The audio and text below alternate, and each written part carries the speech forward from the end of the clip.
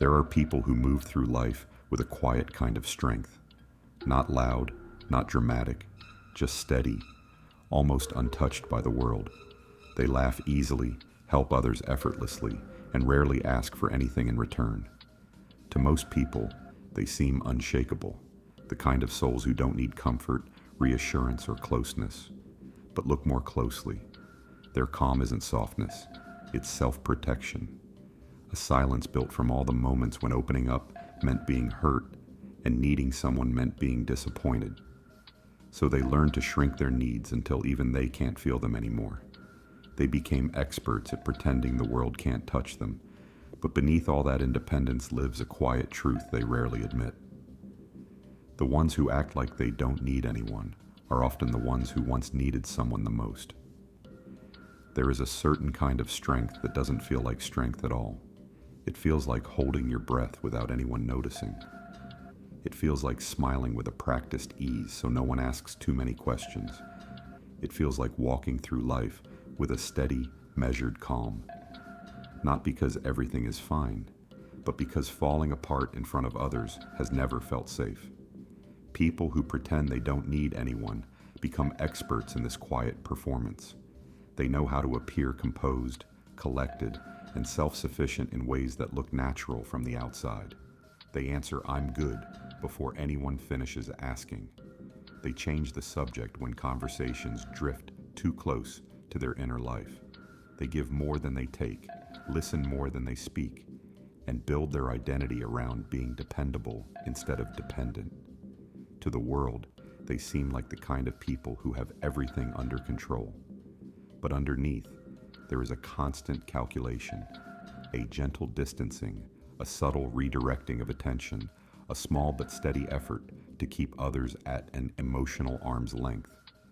Not because they dislike closeness, but because closeness feels like a door that once opened led them into rooms filled with disappointment, misunderstanding, or hurt. This performance becomes second nature. They move through conversations with a softness that never reveals the full truth. They sit with people while staying slightly outside the circle. They laugh at the right moments, respond with warmth, and yet maintain an invisible boundary that few ever cross. It's a quiet kind of choreography. Stay present enough to avoid seeming distant, but distant enough to avoid feeling vulnerable. And most people never notice, because people like this are rarely dramatic. They don't show anger or tears easily. They don't collapse into others or cling for reassurance. Their self-protection is subtle, refined, a softness that shields rather than pushes away. Sometimes even they start to believe the performance. They convince themselves that they are fine on their own, that needing others is unnecessary, that independence is who they truly are. But deep inside, there is a small, unspoken longing they don't allow themselves to fully feel. It shows up in fleeting moments. A pause before replying to a message, a sudden ache while watching two people laughing easily together, a quiet comfort at the sound of someone's voice that they quickly dismiss as nothing. They don't talk about it, not because they refuse to feel, but because they were taught in some silent, painful way that their feelings were either too much or never enough to make someone stay. So instead of learning how to rely on others, they learned how to rely on themselves. They became the steady ones, the strong ones, the predictable ones who rarely falter in front of anyone. And people admire this about them. They admire the calm, the independence, the emotional stillness. What they rarely see is the cost. Because this strength, the kind that looks effortless, is not born from confidence. It is born from fear. A fear of repeating the past, a fear of opening the wrong door again, a fear of letting someone in only to watch them leave. This chapter of their life becomes a quiet script. Be helpful, but not needy. Be open, but not vulnerable. Be strong, but never close enough for someone to see the places where you bend. It is a life built on subtle distance, not enough to be alone, but never enough to be truly held. And over time, this performance becomes a part of them. Not entirely false, but not entirely true either. It is strength as a shield, strength as a disguise, Strength as a way of saying, I don't need anyone, when the truth buried beneath it whispers, I just can't afford to need the wrong person again. Distance does not appear out of nowhere. It has a birthplace, often quiet, often hidden, often woven into the early years of a person's life in ways they never fully understood at the time. For many who pretend they don't need anyone, their story begins in rooms where emotions felt too loud and understanding felt too far away. Childhood becomes the first place they learn that closeness is unpredictable, that asking for comfort is uncertain, and that needing someone can turn into disappointment. Sometimes the distance starts in a home where love existed but was overshadowed by chaos. A parent who cared but was overwhelmed. Another who was physically present but emotionally absent. Their body in the room, but their attention somewhere far beyond the child's reach. There are homes where silence becomes a form of communication, where emotions are too heavy, too inconvenient, or too unfamiliar to be met with softness. In these spaces, a child learns to shrink their needs before anyone teaches them the language of asking. There are children who grow up watching a parent unravel slowly, carrying stress like a second skin. These children learn early that adding their feelings to the mix might tip the balance, so they stay quiet. They try to be easy, hoping their quietness will keep the peace. Others grow up with unpredictable affection, warm one day, distant the next. A parent who hugs them in the morning and withdraws by evening. A voice that praises them for achievements but goes cold when emotions appear. This inconsistency does something to a child. It teaches them to fear the void between wanting closeness and receiving it. They begin to anticipate disappointment before it arrives. They build distance not as rebellion, but as protection. And then there are the subtle wounds, the small remarks, the unnoticed tears, the moments when a child reaches out and their hand hangs in the air just a little too long. No one ever tells them, you need too much.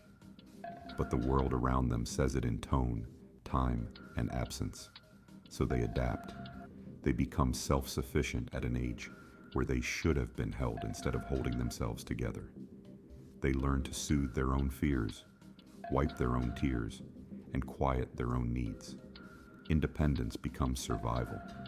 Self-reliance becomes a shield. Distance becomes a language they speak without thinking. And by the time they reach adolescence, the pattern is already carved into them. They pull away when others get too close. They laugh off their own pain. They become the friend who listens but rarely opens up. They become the student who excels but keeps their heart tucked away. People admire their maturity, their calmness, their stability, never realizing those qualities grew out of necessity, not choice. Then adulthood arrives, and with it comes relationships that mirror the old wounds. A partner who misunderstands their silence. A friend who labels them distant. A moment of closeness that feels too sharp, too bright, too much. And inside, something old awakens. Something that remembers the rooms where needing someone felt unsafe. Something that whispers, don't risk it. You already know how this ends.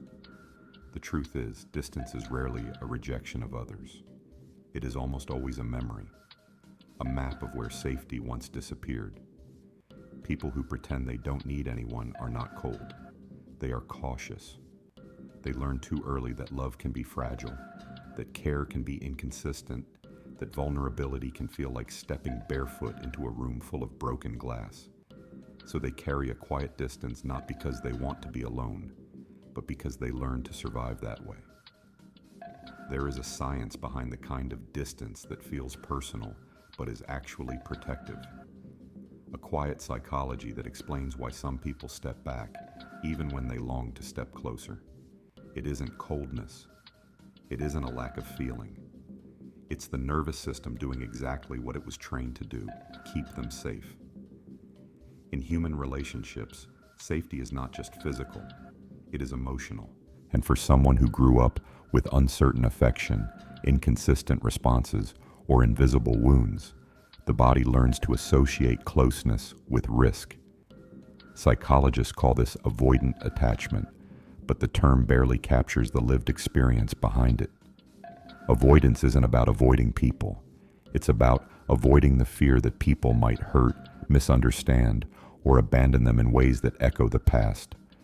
For the avoidantly wounded, the body becomes a historian, storing every moment of disappointment and replaying it as quiet caution. Closeness lights up old neural pathways. Be careful. Stay in control. Don't need too much. Don't feel too deeply. Don't expect too warmly. And the nervous system listens. This is why emotional withdrawal often happens automatically. It isn't planned. It isn't intentional. It's reflexive. A survival instinct dressed up as independence. Think of it like this. When someone touches a flame, they pull back without thinking. The body reacts quicker than the mind. Emotional closeness works the same way for a guarded person. When intimacy gets too close, even in harmless ways, the body flinches. They withdraw, not because they want distance, but because something inside whispers, "This is where you were burned before." Their behaviors are subtle, almost invisible to others. Avoiding emotional conversations, changing topics when vulnerability appears, feeling overwhelmed when someone wants closeness, needing space after moments that should feel comforting, and often feeling more alone in relationships than outside them. Inside their mind, the script is simple. If I don't depend on anyone, no one can let me down. This belief feels protective because it once was. Many people assume these individuals lack emotional depth, but the truth is the opposite. They feel everything, just quietly, internally, and with an intensity they rarely show. Their emotional world is like a deep ocean, vast, powerful, full of silent currents. But they've built protective walls around that world, so only the surface is visible. To others, it looks calm, contained, even distant. Inside, it is simply protected. The psychology behind this withdrawal is rooted in self-preservation. The brain learns to choose what feels predictable over what feels meaningful. Controlled solitude feels safer than unpredictable closeness. Silence feels easier than misunderstandings. Emotional self-reliance feels more stable than depending on someone who may or may not stay. There is also the paradox of over-functioning. They take care of everything themselves because needing help once led to disappointment. Independence becomes their identity, a shield that feels like strength, but often grows from old vulnerability. Another layer lies deeper. Their threshold for emotional activation is lower than it seems. What feels like normal closeness to others can feel like emotional pressure to them. Not because they dislike affection, but because their nervous system interprets it as a demand they were never equipped to meet. So they retreat, quietly, calmly, often without realizing they're doing it. People misunderstand this retreat as lack of interest or emotional coldness. But withdrawal for them is not rejection. It's a way to breathe, a way to reset their sense of safety, a way to return to the only place that never disappointed them, their own inner world. And beneath all of it, there is a simple, aching truth. They pull back not to push people away, but to avoid feeling the kind of hurt that once taught them to stay hidden. There is a quiet war inside people who pretend they don't need anyone, a war no one sees, a war they rarely acknowledge even to themselves. Because on the surface, they look composed, measured, calm, in control. But beneath that stillness lives a tension so subtle and so constant that it becomes part of their identity. It begins with longing, a longing they almost never voice, a longing for closeness, for understanding, for the kind of connection that feels easy for other people. They want to be known, to be seen without having to explain themselves, to feel safe enough to soften. But the moment someone steps closer, another feeling rises, one much stronger, much older, trained into them long before they understood its name. Fear, not fear of people, but fear of what closeness demands, fear of what happens when someone gets too close and sees the parts they've kept carefully hidden. fear that the comfort they crave will eventually turn into the pain they remember. This is the contradiction they live with every day: the desire to be held and the instinct to run, the longing to belong and the urge to stay separate, the hope for connection and the habit of withdrawing whenever that hope feels too real. Inside them, both truths exist at once, and both feel equally true. They crave intimacy in moments when they are alone, lying awake at night, listening to the quiet hum of their own thoughts. In those moments, loneliness presses against them like a soft, unspoken question. They wonder what it would feel like to be fully understood, to be chosen, to be allowed to need someone without feeling like a burden. But when real intimacy appears, something inside tightens. A quiet alarm goes off. Their chest feels heavy, their thoughts grow murky, and an old instinct whispers, "This is dangerous. Stay in control." So they retreat, sometimes abruptly, sometimes gently, sometimes without even realizing they're doing it. To the outside world, it looks inconsistent, warm one day, distant the next.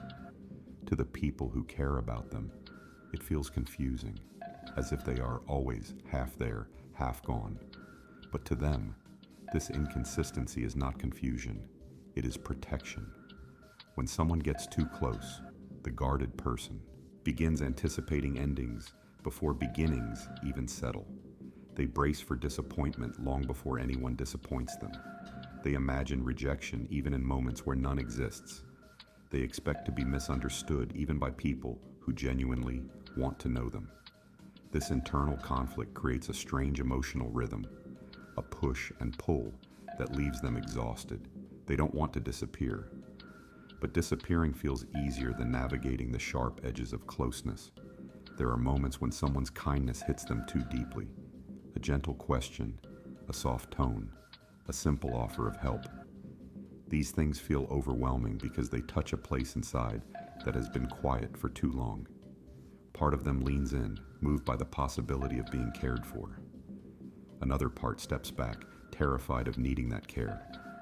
And between those two parts, they hover, never fully arriving, never fully leaving. This is the hidden conflict. They want connection, but they fear dependency. They want to be understood, but they don't want to be truly seen. They want emotional closeness, but they don't trust the safety of it. So they live split between two truths, the one they show the world and the one they feel in the quiet of their chest. They are not dishonest. They are not cold. They are not indifferent. They are simply protecting the most fragile part of themselves, the part that still aches from all the times when wanting someone ended in silence, distance, or the kind of hurt that made them believe it was safer not to want at all. Every mask, no matter how carefully crafted, eventually grows heavy. Even the strongest facade, the calm voice, the steady posture, the practiced independence, begins to show small, delicate fractures that only the heart can feel. For people who pretend they don't need anyone, these cracks do not appear dramatically. There is no sudden collapse, no obvious unraveling. Instead, it happens quietly, in moments so ordinary that no one else notices the shift. It might be a night when loneliness feels physical, a weight in the chest, a pressure behind the sternum, a silent ache that spreads slowly until it becomes impossible to ignore. Or it might be a simple conversation, a friend saying, "You seem tired," in a tone so gentle it slips past their defenses. A kindness that touches them too deeply and leaves them unsure where to place the feeling. Sometimes the cracking begins after a small disappointment, a message unanswered, a plan forgotten, a moment of being overlooked that awakens an older, familiar wound. And in that instant, their carefully maintained emotional distance feels less like strength and more like exile. There are also moments of unexpected connection. A person who sits with them in silence, a conversation that flows without effort, a presence that feels strangely safe. These moments are warm, almost intoxicating, yet they stir something unsettling inside them.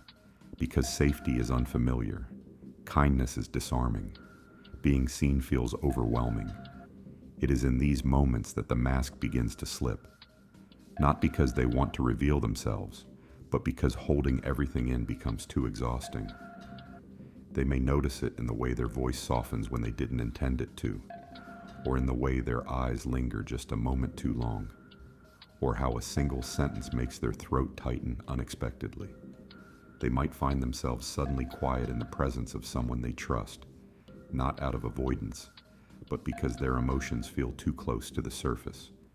The calm they once wore so easily begins to feel like clothing, 2 sizes too small.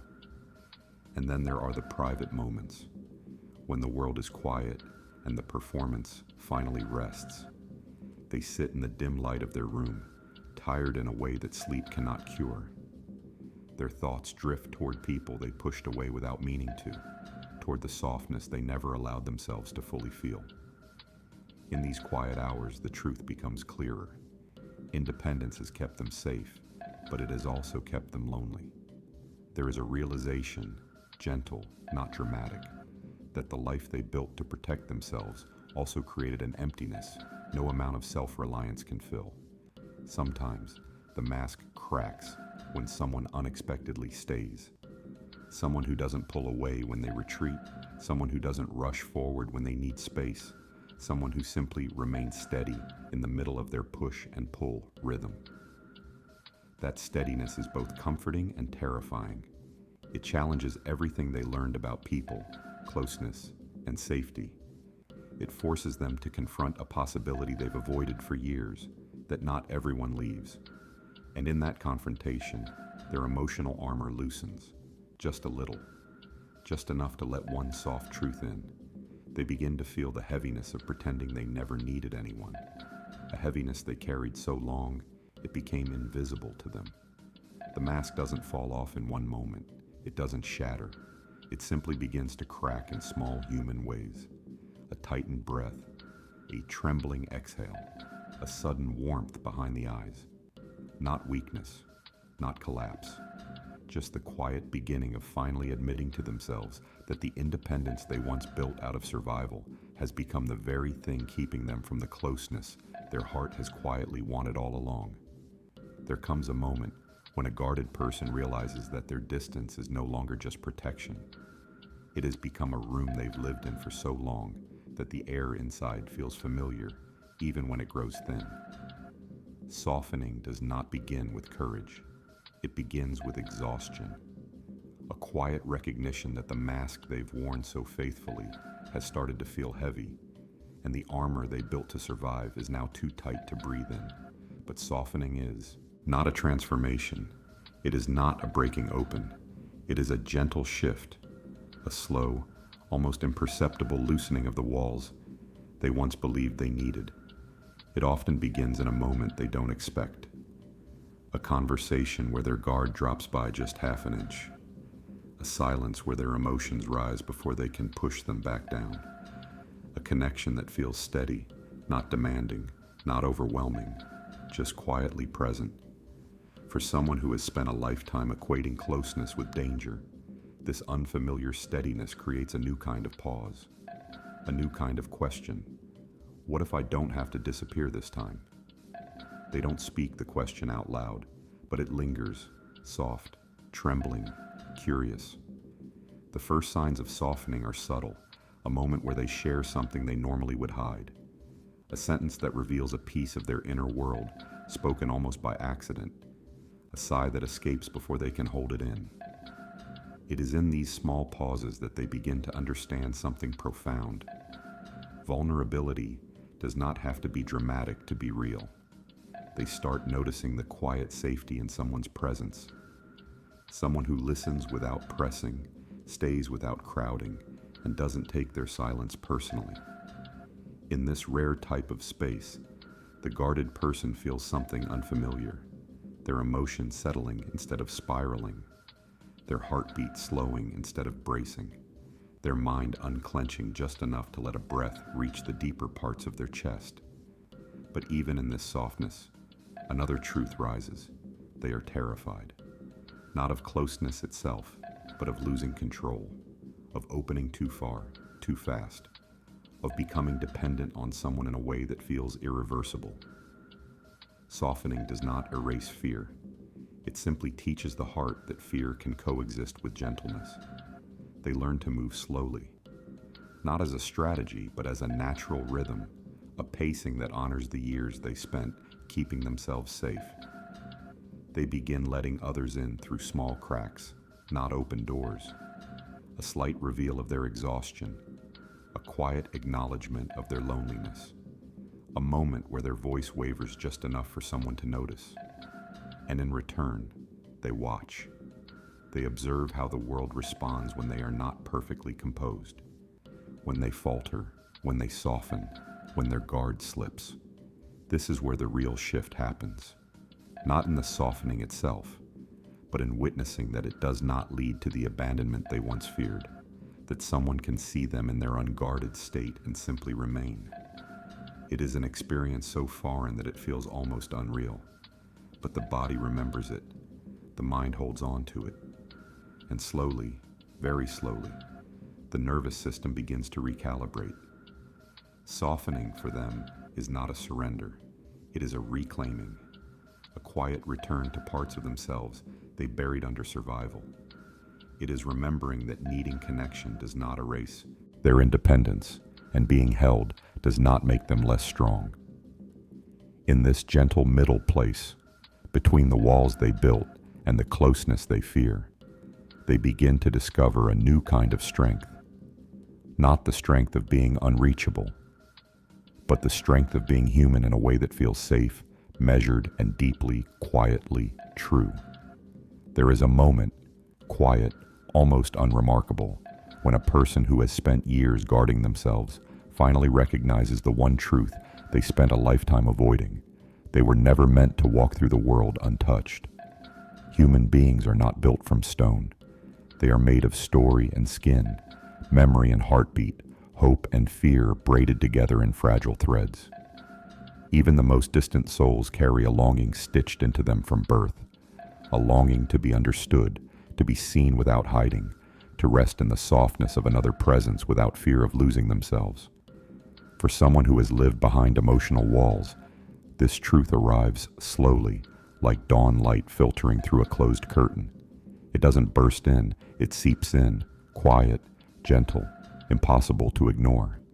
They begin to notice things they used to overlook: the warmth in a conversation, the comfort of a steady presence, the subtle relief in knowing they don't have to hold everything alone. And in these small recognitions, something inside them shifts.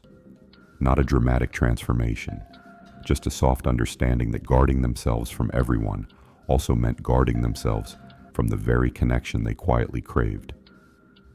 Their return to humanity is not a sudden leap toward intimacy. It is a slow unlearning of the belief that closeness is dangerous, a gentle rewriting of the stories they told themselves in childhood, stories born from absence, misattunement, or the quiet ache of unmet needs. Those stories once taught them that needing someone leads to disappointment, that depending on others is weakness, that emotional safety is something they must create alone. But adulthood, with all its complexities, begins to show them something different, that there are people who can meet them where they are, that some forms of closeness are steady rather than overwhelming, and that vulnerability in its quietest form is simply the truth spoken without fear of being misunderstood. As they soften, they discover that connection does not erase their independence. It fills the empty spaces their independence could never reach. It does not take from them. It adds to them. Texture, color, resonance. They are still self-sufficient, still capable, still strong in all the ways they learned to be. But now, their strength carries a different tone. It is no longer rooted in distance, no longer shaped by fear. It becomes a strength that breathes, that allows space for others, that allows space for themselves. Their emotional world opens slowly, like the first pages of a book they were once too afraid to read. They let people see small glimpses of fear, a sadness, a hope, and realize the world does not collapse. No one runs, no one recoils, No one demands more than they can give. This is the quiet revelation that connection is not a threat, but a language they can learn at their own pace. They also begin to understand that they are not alone in their guardedness. So many people walk through the world carrying invisible histories, silent patterns, hidden wounds. And for the first time, they feel like part of something human, not separate from it. Their return to humanity is not about becoming unguarded. It is about becoming whole, acknowledging both their independence and their longing for connection without choosing one at the expense of the other. They start to see that needing someone is not the same as depending on them for survival. It is simply the heart recognizing that connection is a natural part of the human experience. And when they finally let that truth settle, gently, quietly, without force, they feel something they have not felt in years. A soft exhale from a part of them that has been holding tight for too long. Not a surrender, not a loss, just a return.